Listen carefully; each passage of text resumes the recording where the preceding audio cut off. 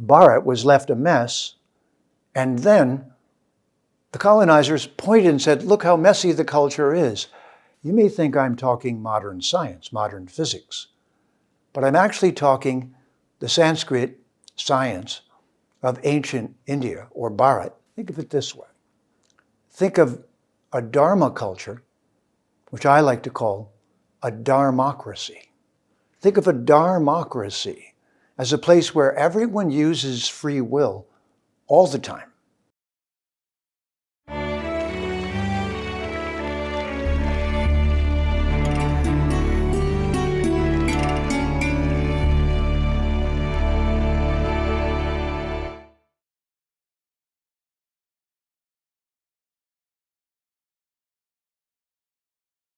Namaste, and welcome to Vedic Vidya. My name is Jeffrey Armstrong, Kavindra Rishi. Vedic Vidya is available exclusively on Citti Media, English channel, Sunday nights at 7 p.m. IST. Our topic tonight is why unity is realized through the celebration of diversity, or how ecology and biodiversity are the secrets of the Vedic culture of India. If you listen to the popular press, you might think that we are all one is the message that is most predominant in the culture of India. The New Age movement has used it again and again, accidentally trivializing the message of the Vedic civilization. Most of them were sincere and excited about some of the knowledge that they had learned. But they overemphasized oneness and being in the now, as if that was all you needed to know.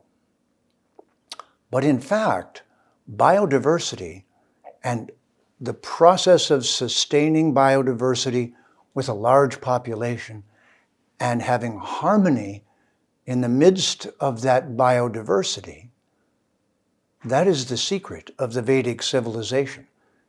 And that secret is called Dharma.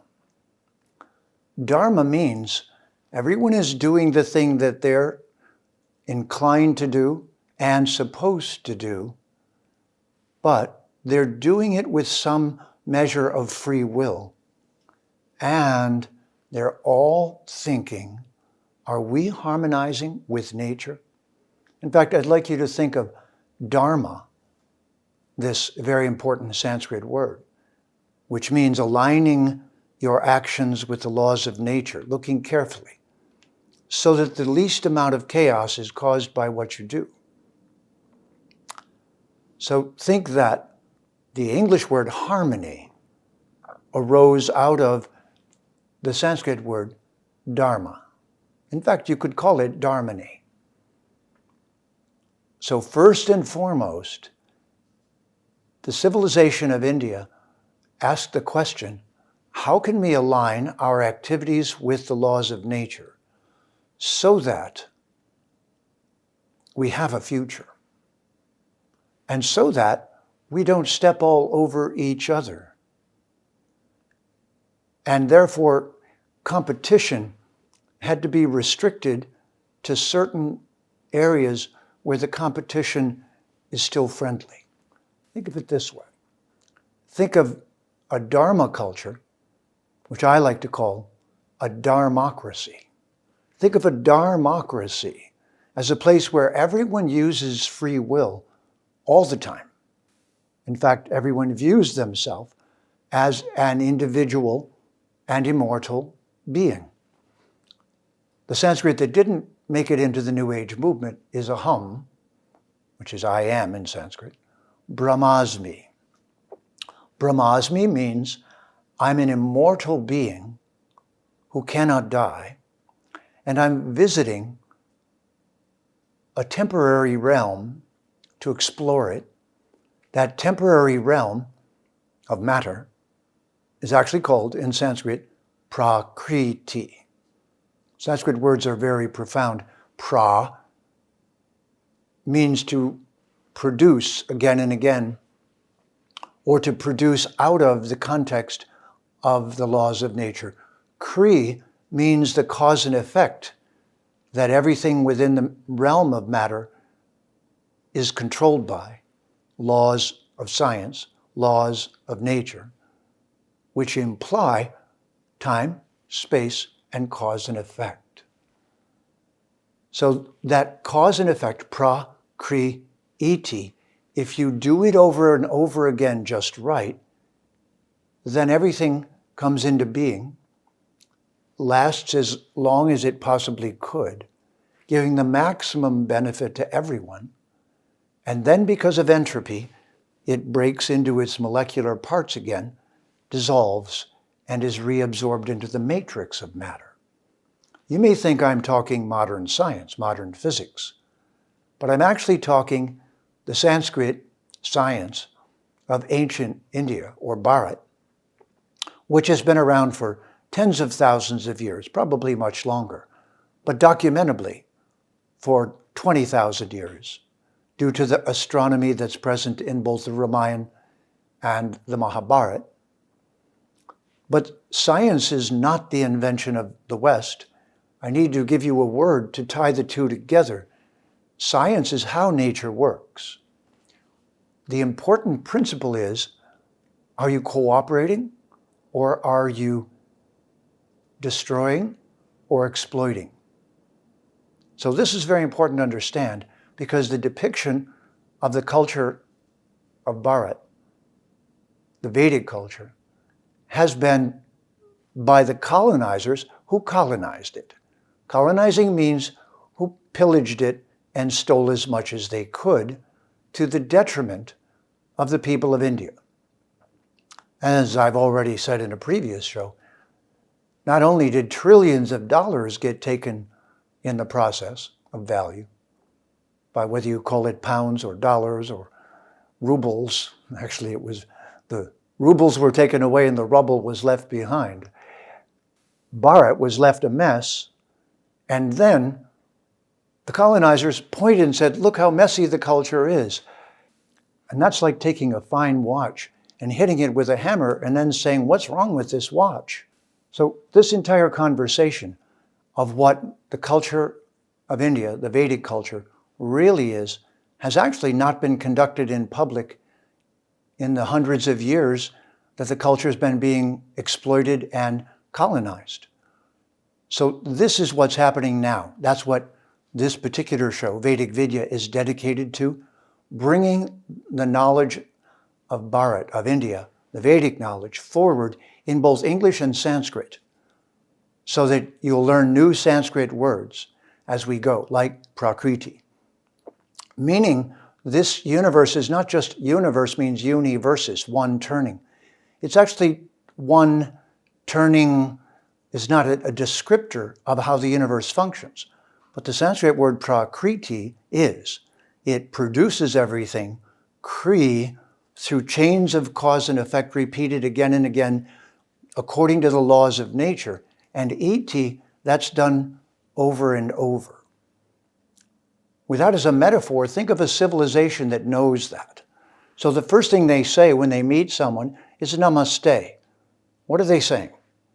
They're saying, I see you as an immortal being who, like myself, has come to this realm of cause and effect to experience it. We've both come from another realm. The Sanskrit for that realm is Brahman. Brahman is where all of we Atmas have come from. And we're all here within Prakriti, inside of this particular universe, which is conducted by orderly laws of cause and effect. So the Vedic civilization, just so you're very clear on this, because it was obscured by colonization, but still is, because the colonizing civilizations, and you'll know who I'm talking about, still have profit-only corporations, and they're only answerable to the board of directors that they're making enough money for those who own the company. And we think that's normal now. So I would like you to understand that that was the definition of evil in ancient India. Evil was taking profit from what you're doing without concern for the well-being of everyone, the planet, and the laws of nature. So before there was ecology, there was the understanding of Prakriti and Dharma and of working cooperatively with the laws of nature. Whereas colonization is exploiting everything with a selfish motivation, taking individuality beyond the reasonable bounds of cooperating with everyone else to the unreasonable bounds of becoming the richest person in the world just because you could. And almost always at the expense of both the planet and others. And this is where biodiversity comes in.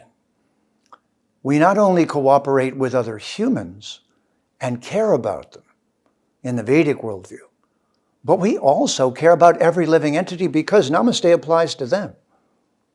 Every creature that you ever encounter, whether it's under a microscope, through a telescope, an alien who just landed and has green antenna and 6 arms, or someone with a different skin color from another place on our planet, still gets Namaste, still gets seen as the immortal being at the center of their particular biodiversity. And there's the word that goes with Prakriti. Prakriti really means biodiversity rules. Individuality is what drives Prakriti. Us all being here means we can all tear the machine apart, or we can all cooperate together, still have our individuality, but use it within the boundaries of the laws of nature so that we don't destroy the place, the culture, the web of life, the various living entities that are living in constituting that web, all of whom have a right to life, just as we do. All of whom are important, all of whom we bow to. So rather than having it all be one and just saying, I'm okay, you're okay, that's the philosophy of rich fat cats who have enough to eat, who are sitting around self-satisfied and don't look around to see if others are also doing fine. And that definition comes from our wealthy, fat cat, colonizing civilization, who has not yet said, I'm sorry. Has not yet said, we're sorry. Has not yet said, we did it in the name of Jesus, oops. And this is the very important missing ingredient that whatever our justification for colonization is wrong and it's against the laws of nature. Because of what? And this is what I'm sharing with you. Because it violates the cooperative arrangement of biodiversity. And we're in great peril right now on our planet. We've been overriding biodiversity for way too long and living on borrowed time. Borrowed time means fossil fuel resources, energies that we draw out of the earth, coal, all of these resources. The clock is ticking, they're almost gone. Relative to our population, we're overpopulated. Someone's got to go if we're not careful. And we don't show signs of moving toward biodiversity, not enough. Instead, we show signs of Bill Gates wanting to turn all agriculture in the world into robots doing the agriculture, as if that does a favor to us humans to have us be unemployed and not have a hands-on relationship with plants and animals and the ground and nature. So we've lost our organic roots, don't even know what they are, live in cities that are completely divorced from the biome, completely divorced from the rest of life. And this culture is what the yoga movement actually represents. Yoga is an attempt to understand our true selves in a careful way, in a way that doesn't harm others, by cooperating with the laws of nature, but by restoring our remembrance that we are actually an immortal being visiting a fragile and temporary place. Think of it this way.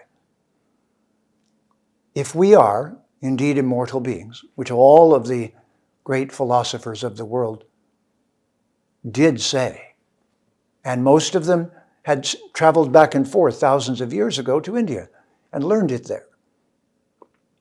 They began to get it that the inner part of us, that is our true self, is immortal.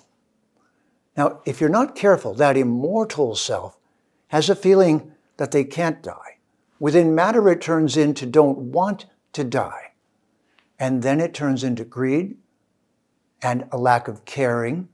And it makes getting life's resources a competition against one another with a massive collateral damage.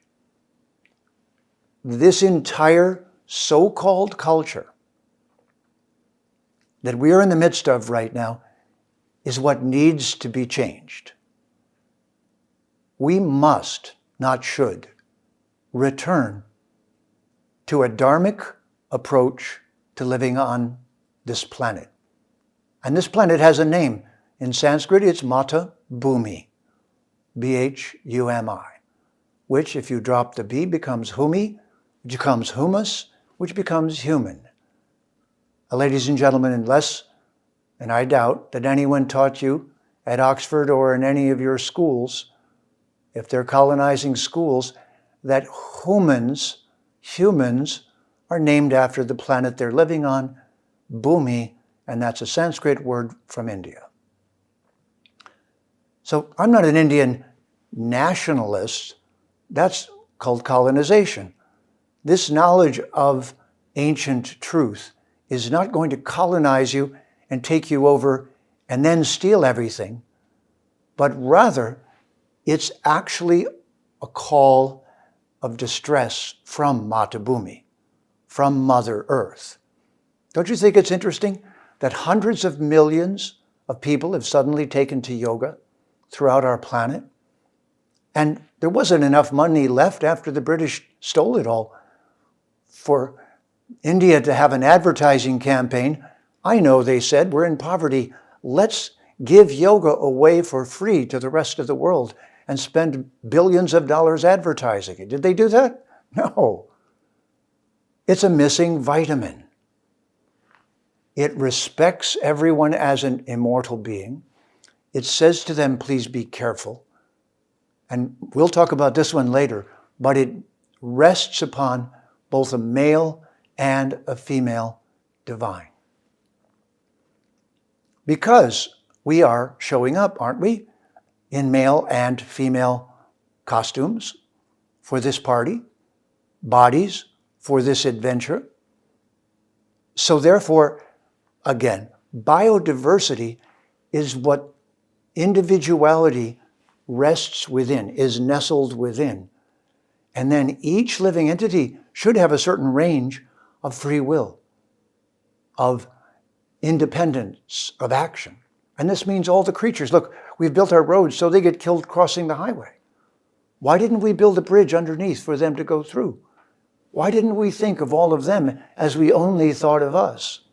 Because we were intoxicated on fossil fuel, drunk on the fumes of gasoline in our exciting-looking new car as we ran over the thousands, I've seen thousands in my life, of corpses by the side of the road. If they were human corpses, it would be more distressing, wouldn't it?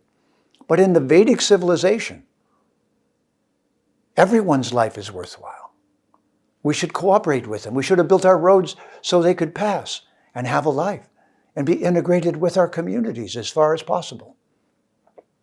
This is biodiversity. The return of biodiversity is the return of individuality, which is immortal and sacred and worthy of respect in every entity, and the laws of nature, and that they are laws, and that therefore things here need to be done iti, pra, kri, iti, kri, with the laws of nature in mind, not using the laws of nature to exploit Mata Bhumi, or each other. This is the request of the Vedic civilization. Please, again, become sensitive to all of the living entities that live on our planet, to Mata Bhumi, Mother Earth, who is a living entity, who is very upset at her children being so treated. And we are in danger of being controlled by a group of 50 trillionaires who have no qualification for controlling us or even being in charge or even having that much money. And this is not a left-wing or right-wing political agenda. This is a balanced agenda. It's a bird flying. Which wing would you like to cut off while the bird is flying? You need 2 wings, a head, and a tail. That's a metaphor from the Vedic civilization. Don't destroy one part. Don't destroy the left to be the right. Don't destroy the right to be the left. Be individual, biodiverse, and honor the laws of nature. Thanks. I got a little serious today, but it is kind of serious, isn't it? Yeah. Well, try to laugh and be serious. Try to show respect to everyone and be an individual, but realize we are all part of one immense, amazing reality, Brahman, Aham, Brahmasmi. I am, you are, every creature is, Mata Bhumi is, a divine being covered over by matter. Vedic Vidya means shining the light of truth. Tune in to Vedic Vidya on the Citti Media English channel Sunday nights at 7 p.m. IST. My name is Citti, Jeffrey Armstrong. See you next time, and have a Namaste. Please remember to subscribe to us and switch on the notifications for this channel. For our other social media links, more content, and to support our work, please visit citti.net. Dhanyavad. Namaskar.